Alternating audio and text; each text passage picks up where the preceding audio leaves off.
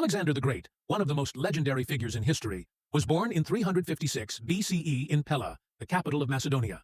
He was the son of King Philip II and Queen Olympias, and from a young age, he was groomed for greatness. His education was entrusted to none other than the great philosopher Aristotle, who instilled in him a love for philosophy, science, and the art of war. Even as a boy, Alexander showed immense intelligence, ambition, and an unbreakable will.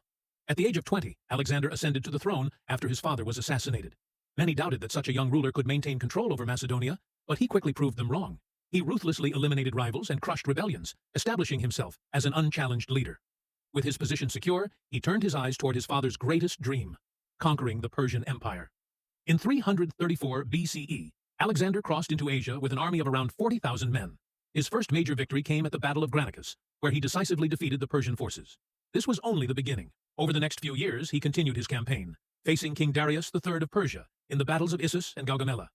Despite being outnumbered, Alexander's strategic brilliance and fearless leadership led to overwhelming victories. By 330 BCE, he had conquered the vast Persian Empire, forcing Darius to flee before his eventual assassination by his own men. With Persia under his control, Alexander pushed further eastward, marching into Egypt, where he was welcomed as a liberator and declared the son of the god Amun. He founded the city of Alexandria, which would become one of the greatest cultural and intellectual centers of the ancient world.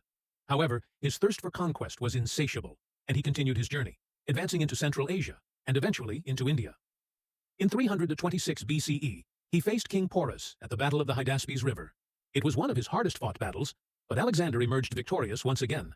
However, his dream of reaching the ends of the earth came to an abrupt halt when his weary soldiers, exhausted from years of relentless campaigning, refused to march any further. Reluctantly, Alexander turned back, making his way through the harsh deserts of present-day Pakistan and Iran, where his army suffered great losses.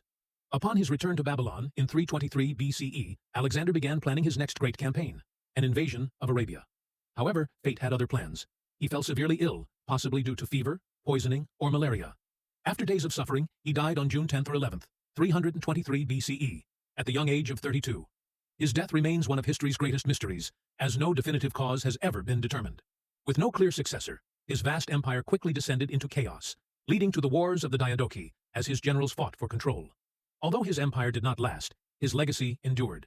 His conquests spread Greek culture across vast regions, giving rise to the Hellenistic era, which influenced civilizations for centuries.